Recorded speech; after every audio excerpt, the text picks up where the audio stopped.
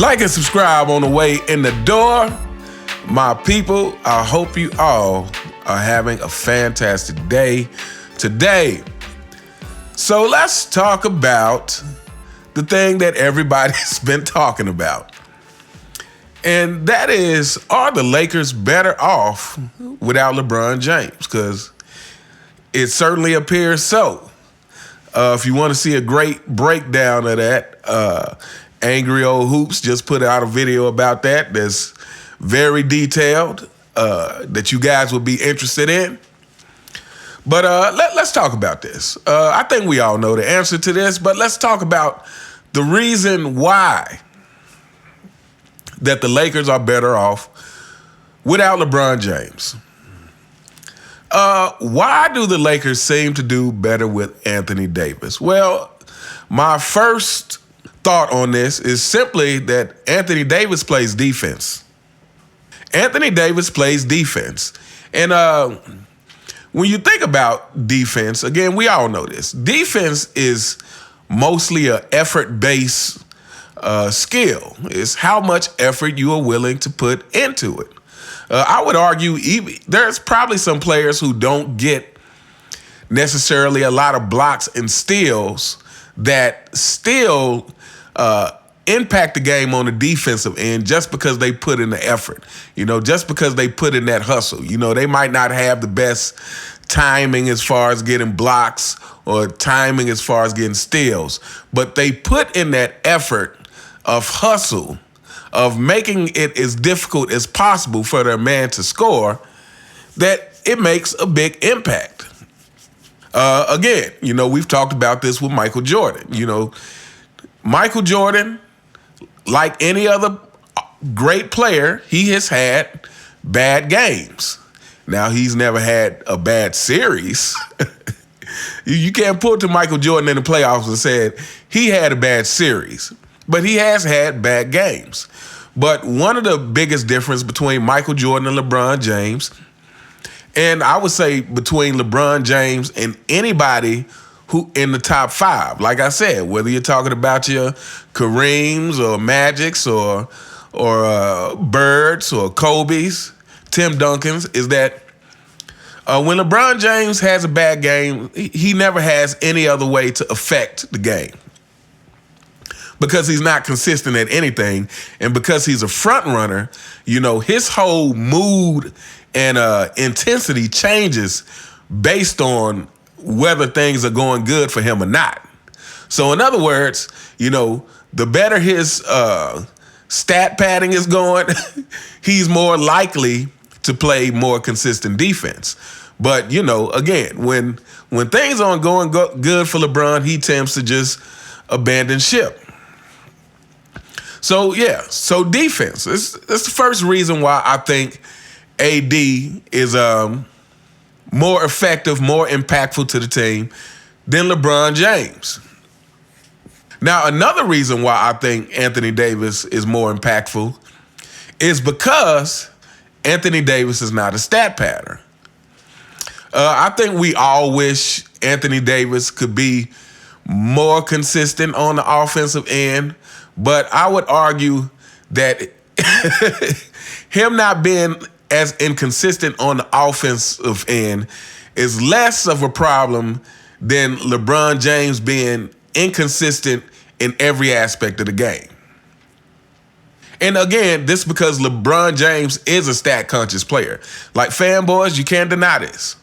LeBron James is a stat-conscious player, and you simply know this because at the end of a game, especially if he loses, and he comes out there and says, well, I had 38 points, 6 rebounds, 2 assists. I did my part.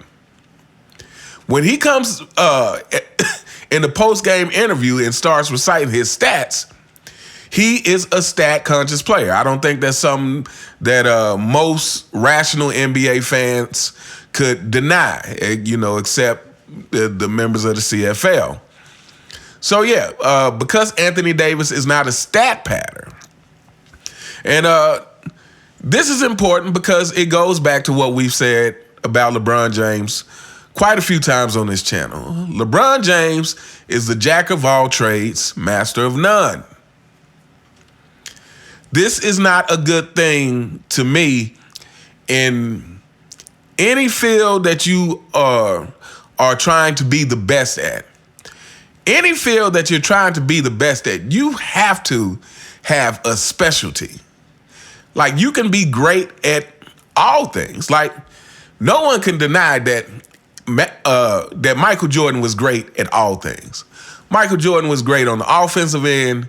He was great on the defensive end.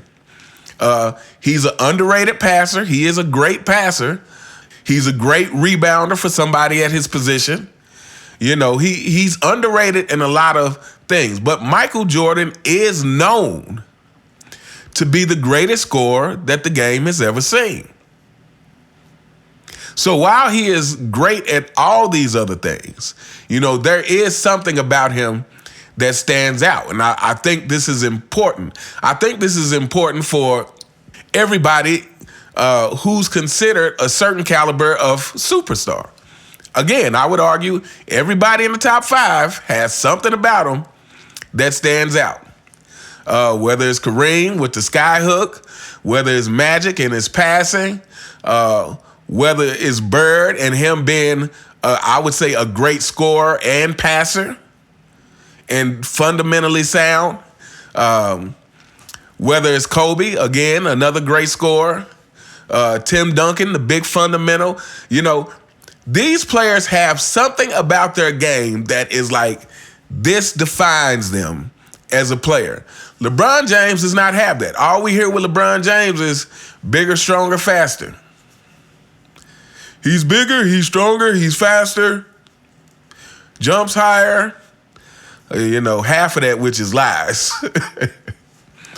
But yeah, you know, they with LeBron James, they try to assign him all these different things. You know, they try to say, oh, he's a great passer, but he's not one of the greatest passers. You know, how many times has LeBron James led the league in assists? The so-called pass first player. How many times has he led the league in assists? How many times has he led the league in scoring?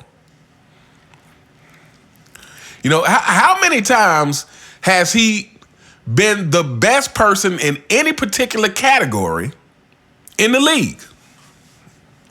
And this is what I'm talking about. Jack of all trades, master of none. That does not make for a great recipe. I've always said, if LeBron James focused on one thing, if he said, hey, I'm just going to be the facilitator, that's going to be my main job. Or I'm going to be the scorer, that's going to be my main job, I believe LeBron James will have more championships. But again, it's this need to fill up the stats. It's this need to appear to be this all-around basketball player, which to me is well, it's two things. To me, it's a refusal to improve the weaknesses in your game, and then it's that need for praise. It's the need for praise. It's the need to try to fill up that stat sheet. But anyway, this is a short video. Like I said, AD is more impactful to the Lakers than LeBron James. I think we all know that. You know, I think we all know. It's the last thing I'm gonna mention before we get out here. I think we all know that AD should have won the MVP for the in-season tournament. And now, the funny thing about that is everybody wants to say, oh, well, this is the MVP for the whole tournament, which if you look at the stats of that, it still arguably should be AD. However, I just find it funny that regarding the playoffs, it's not the MVP for the whole playoffs. It's the MVP of the finals. And then when we get to the in-season tournament, now it's the MVP of the whole tournament. So that LeBron can win it is because that's what it seems like. That's what we're doing here. But anyway, we are gonna hold up here. Let me know what you guys think in the comments. Do you think AD is more impactful to the Lakers than LeBron James? Or do you think AD is more impactful to the Lakers than LeBron James. Let me know what you guys think in the comments. You all have a fantastic day, and I will see you next time. All right.